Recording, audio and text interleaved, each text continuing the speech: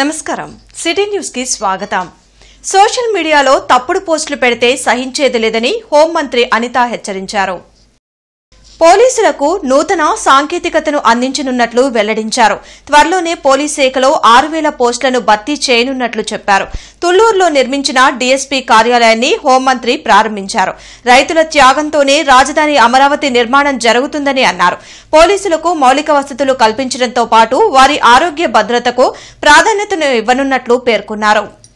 అమరావతి రాజధానిగా ప్రకటించుకున్న తర్వాత ఎవ్రీవేర్ ఈ పోలీస్ స్టేషన్స్ అదేవిధంగా ఇన్ఫ్రాస్ట్రక్చర్ అంతా డెవలప్ చేయడానికి ఇక్కడున్న చాలామంది రైతులు ముందుకు వచ్చి వాళ్ళ భూముల్ని నిజంగా చెప్పాలంటే త్యాగం చేసి ఇక్కడ ఒక బ్యూటిఫుల్ అమరావతి, ఒక ప్రపంచంలోనే ప్రసిద్ధి చెందిన అమరావతి కట్టడానికి మా భూముల్ని మేము ఇస్తున్నామని చెప్పి ముందుకు వచ్చి భూములు ఇచ్చిన చాలామంది అమరావతి రైతుల తాలూకా పుణ్యఫలం ఈరోజు మేమందరం కూడా అనుభవిస్తున్నాం। వైఎస్ఆర్సీపీ సోషల్ మీడియాలో దాన్ని పోస్ట్ చేసే పరిస్థితి అంటే చూసిన జనాలు ఏమనుకుంటారంటే నిజంగానే పోలీసులు ఇలా చేస్తున్నారేమో అన్న ఒక భ్రమలోకి వెళ్ళిపోతారు। సో అలాంటివి కూడా మేము ఎప్పటికెప్పుడు తిప్పుకొట్టుకునే పరిస్థితి కనిపిస్తూ ఉంది। దానికే గౌరవ ముఖ్యమంత్రి గారు కూడా ప్రత్యేకంగా డీజీపీ గారికి ఆర్డర్ ఇవ్వడం జరిగింది। టెక్నాలజికల్గా కూడా పోలీసులని వాళ్ళని ట్రైనప్ చేయాలి, టెక్నికల్ బేస్ కూడా ట్రైనప్ అవ్వాలి అని కూడా చెప్పారు। ఓవరాల్గా ఒకటే చెప్తున్నామండి, ఈరోజు లా అండ్ ఆర్డర్ అనేది మాకు మేజర్ ప్రయారిటీ గౌరవ ముఖ్యమంత్రి గారికైనా మాకైనా డెఫినెట్గా ఆ విషయంలో పోలీస్ వ్యవస్థ మంచి టీం వర్క్తో ఈరోజు మేము ముందుకు తీసుకెళ్తున్నాం। ఇలాంటి ఇన్ఫ్రాస్ట్రక్చర్స్ అన్నీ కూడా అన్ని రాష్ట్రం మొత్తం కూడా ఇందాకే అనుకున్నాం, మేము డీజీపీ గారు కూడా ఒకే స్ట్రక్చర్లో అంటే ఒకే ఎవ్రీవేర్ ఏ రాష్ట్రంలో ఏ మూలకైనా పోలీస్ స్టేషన్ అంటే ఒకే స్ట్రక్చర్లో ఉండాలి।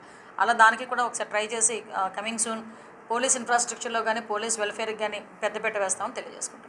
ఇంటర్నెట్ చరిత్రలో సంచలనం సిటీ బ్రాడ్బ్యాండ్। ఇప్పుడు ఇంటింటికి ఇంటర్నెట్, సిటీ నుంచి గ్రామం వరకు అదే స్పీడ్। మీరు ఈ రోజే సిటీ బ్రాడ్బ్యాండ్ కుటుంబంలో చేరండి। గుంటూరులో అసెంబ్లీ పబ్లిక్ అండర్టేకింగ్ కమిటీ పర్యటించింది। కలెక్టరేట్ లో కమిటీ చైర్మన్ కూన రవికుమార్ అధ్యక్షతన నిర్వహించిన సమీక్షా సమావేశంలో పలు అంశాలపై చర్చించారు।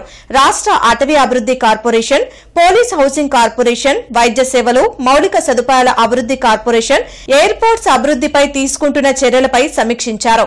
కమిటీ సభ్యులతో పాటు కలెక్టర్ తమీం అన్సారియా, ఇతర ఉన్నతాధికారులు పాల్గొన్నారు।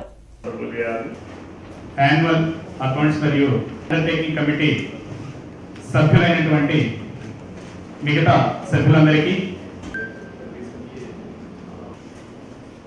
గవర్నమెంట్ ఓన్ కంపెనీస్ కొన్ని ఉన్నాయి, అట్లానే ఆర్డర్స్ ఎస్టిమేట్స్ ఇది last status committee will look to the small house that is bigger house, this is small house.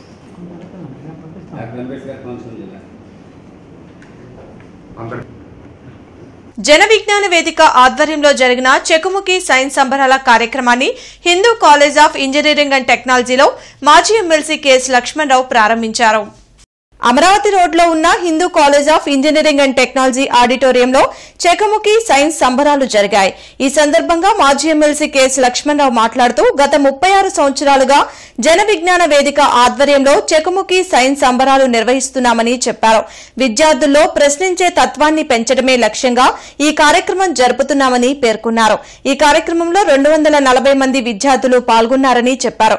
December 13, 14, 15 తేదీల్లో రాష్ట్ర వ్యాప్తంగా ఈ చెకుముకి సైన్స్ సంబరాలు నిర్వహిస్తామని తెలిపారు। ఈ కార్యక్రమంలో జన విజ్ఞాన వేదిక సభ్యులు పాల్గొన్నారు। రాష్ట్ర వ్యాప్తంగా 26 జిల్లాల్లో పాఠశాల స్థాయిలో సుమారు 5 లక్షల మంది ఈ సంబరాల్లో పాల్గొన్నారు। ఈరోజు నవంబర్ 4 రాష్ట్ర వ్యాప్తంగా కూడా అన్ని నగరాల్లో, అన్ని మండల హెడ్ క్వార్టర్స్లో కూడా ఈ సంబరాలు జరుగుతూ ఉన్నాయి। ఇక్కడ ఎంపిక ఇప్పుడు గుంటూరు నగరంలో ఈరోజు దాదాపు 80 టీమ్స్, అంటే ఒక టీంకు 3 ఉంటారు, 240 మందికి పైగా విద్యార్థులు పాల్గొంటున్నారు। ఇది పూర్తయ్యాక నవంబర్ 23వ తారీఖున జిల్లా స్థాయిలో, అంటే గుంటూరు జిల్లా స్థాయిలో, అలా ప్రతి జిల్లా స్థాయిలో కూడా ఈ సంబరాలు జరుగుతాయి। అక్కడ ప్రయోగాలు ఇవన్నీ కూడా జరుగుతాయి। ముఖ్యంగా డిసెంబర్ 12, 13, 14 తేదీల్లో రాష్ట్ర స్థాయిలో ఈ చెకుముకి సైన్స్ సంబరాలు జరుగుతాయి। వీటిలో పెద్ద ఎత్తున విద్యార్థులు పాల్గొంటున్నారు, ఉపాధ్యాయులు ప్రోత్సహిస్తూ ఉన్నారు। సో ప్రోత్సహిస్తున్న ఉపాధ్యాయులకి, ప్రధాన ఉపాధ్యాయులందరికీ హృదయపూర్వక అభినందనలు తెలియజేస్తా ఉన్నాం। పీకలవాగు పక్కన రీజనల్ ల్యాబొరేటరీని ఎలా ఏర్పాటు చేస్తారని జాతీయ వినియోగదారుల సమైక్య ఉపాధ్యక్షులు డాక్టర్ చెదలవడ హరిబాబు ప్రశ్నించారు। కలుషితమైన ఆహారం, నీటి శాంపిల్స్ ను పరీక్షించే ల్యాబ్, అపరిశుభ్ర వాతావరణంలో ఉంటే అధికారులు ఎలా పనిచేస్తారో ఉన్నతాధికారులు ఆలోచన చేయాలన్నారు. మెడికల్ కళాశాలలో గత 44 ఏళ్లుగా ఉన్న ఈ సెంట్రల్ ల్యాబ్ ని ఎవరి అనుమతులు లేకుండా బస్టాండ్ వెనుక ప్రాంతానికి మార్చాల్సిన అవసరం ఏంటని నిలదీశారు. వెంటనే వైద్య ఆరోగ్య శాఖ మంత్రి, జిల్లా కలెక్టర్ దీనిపై సమీక్షించి తగు చర్యలు తీసుకోవాలని హరిబాబు డిమాండ్ చేశారు. ఎవరి అనుమతులు కూడా లేకుండా కమిషనర్ గారు, హెల్త్ కమిషనర్ గారి వారి పర్మిషన్ కూడా లేకుండా ఇక్కడ ఇటువంటి పీకలవాగు పక్కన ఎంత చూసే ఉంటారు విజువల్స్, ఎంత ఇదిగా ఉందంటే హైజీనిక్ కండిషన్స్ అనే ఉండాల్సిన చోట అక్కడ పెట్టాలి ల్యాబొరేటరీ అనేది. ఆ ల్యాబొరేటరీ అనేది ఇందుట్లో మైక్రోబయాలజీ, మళ్ళా బ్యాక్టీరియా, కెమికల్స్, బ్యాక్టీరియా వీటన్నిటి కూడా టెస్టులు చేస్తూ ఉంటారు. కల్తీ పదార్థాలు తీసుకొచ్చి కనుక మనం కల్తీ అని చెప్పారంటే దాన్ని చేస్తారు ఇక్కడే. వీళ్ళు పరీక్షలు చేసి మనకు రిపోర్ట్లు ఇవ్వటం జరుగుతుంది. ఇటీవల జరిగిన దాని మీద కూడా వీళ్ళు ఈ కలరా వీటి మీద వచ్చినప్పుడు ఈ ల్యాబొరేటరీ వాళ్ళే మనకు చేశారు. ఇది ఎవరి అనుమతులు లేకుండా ఎన్విరాన్మెంట్ వాళ్ళది కానీ మన పొల్యూషన్ కంట్రోల్ బోర్డు వాళ్ళది కానీ ఎవరి అనుమతులు లేకుండానే ఇక్కడ ఇది పెట్టి మరి ప్రజల ఆరోగ్యాలతో చెలగాటం ఆడుతున్న అధికారులపై క్రమశిక్షణ చర్యలు తీసుకోవాలని డిమాండ్ చేస్తున్నారు. Students Islamic organisation of India ఆధ్వర్యంలో హయా is life meaning, morality and tranquillity అనే శీర్షికతో నవంబర్ 10వ తేదీ వరకు జాతీయ స్థాయి క్యాంపెయిన్ జరుగుతుంది. ఈ సందర్భంగా రాష్ట్ర ప్రధాన కార్యదర్శి అబ్దుల్ హఫీజ్ మీడియాతో మాట్లాడారు. గత 42 సంవత్సరాలుగా ఎస్ఐఓ విద్యార్థులు మరియు యువకుల సమస్యలను పరిష్కరిస్తూ అహర్నిశలు కృషి చేస్తుందన్నారు. విద్యార్థుల్లో, యువకుల్లో పతనమవుతున్న నైతిక విలువలను, స్పృహను గుర్తు చేసి వారిని సక్రమ మార్గంలో నడిపించడమే సంస్థ ముఖ్య ఉద్దేశమన్నారు. ఈ కార్యక్రమంలో జిల్లా నాయకులు అన్సారుద్దీన్, వసీం, సిద్దిక్, కలాం తదితరులు పాల్గొన్నారు.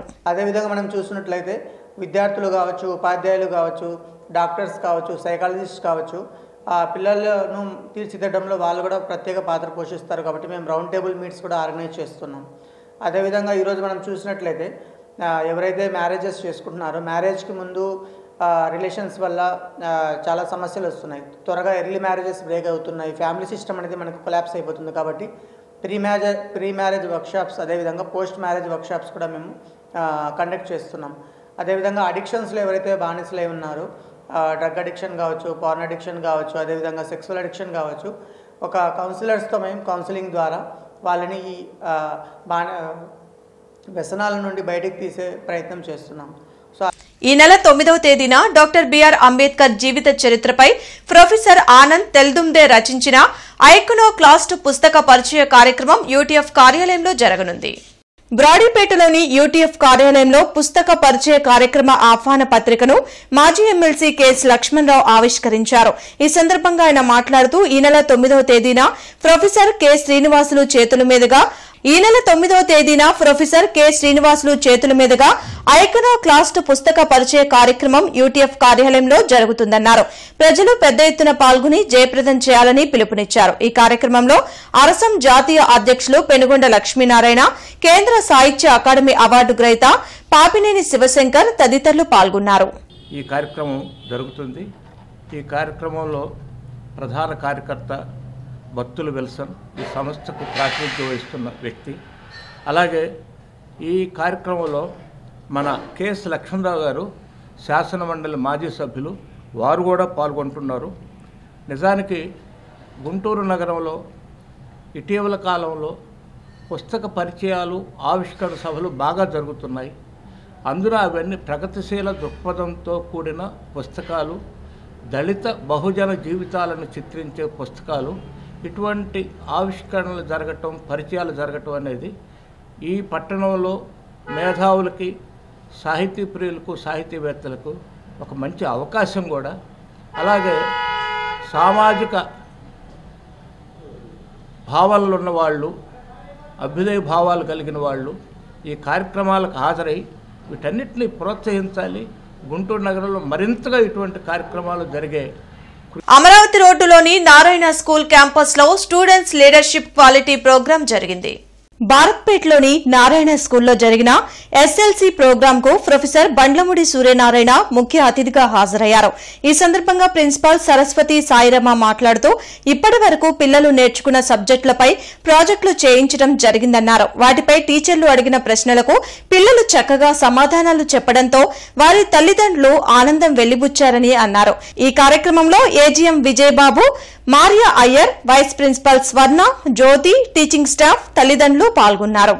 It's a special program which is conducting at our branch level, so it enhances the students' leadership qualities.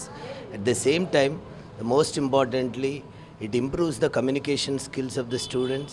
At the same time, it empowers the students to exhibit their learning outcomes, whatever they are learning from the beginning of the academic year. So all these things they are presenting to their parents, presenting to the teachers, presenting to their friends and everyone.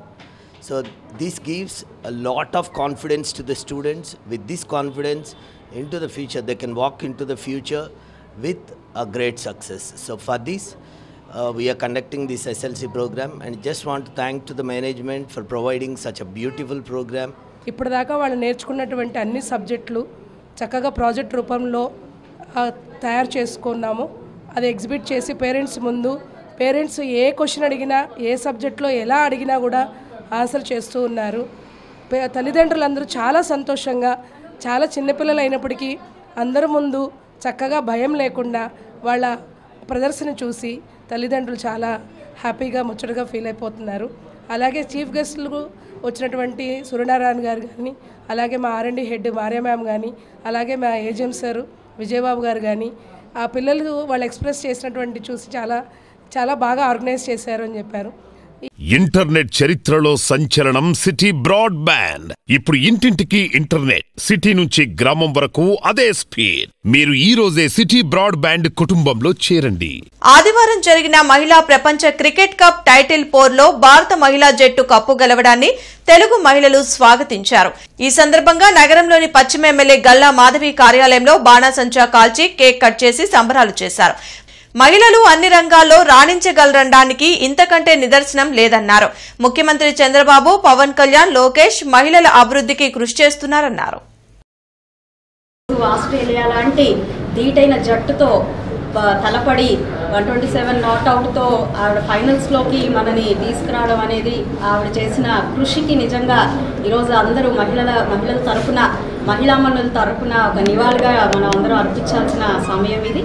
అదేవిధంగా హర్మన్ప్రీత్ కౌర్ గారి నేతృత్వంలో ఆవిడ యొక్క అసాధారణ ప్రతిభ ముందు నిజంగా ఈరోజు యావత్ భారతదేశం కూడా తల ఎత్తుకుని చూసే ఒక శుభ సందర్భాన్ని తీసుకొచ్చినందుకు కూడా చాలా చాలా సంతోషంగా ఉంది. గౌరవ ముఖ్యమంత్రి వర్యులు చంద్రబాబు నాయుడు గారు, అదేవిధంగా లోకేష్ అన్న గారు నిన్నటి రోజున మాకు సెమీఫైనల్స్ చేరుకుని మరి ఈరోజు ఫైనల్స్కి చేరుకోబోతున్న మన ఉమెన్స్ టీముని ప్రోత్సహించాలి అని చెప్పి పూజా కార్యక్రమాలను ఏర్పాటు చేయాలి. ముఖ్యమైన కూడల్లో బహిరంగంగా ఈ లైవ్ షోని టెలికాస్ట్ చేయాలి అని చెప్పి వారు మమ్మల్ని కోరడం జరిగింది. అందరికీ దిశానిర్దేశం చేయడం జరిగింది. ఈ వార్తలు ఇంతటితో సమాప్తం.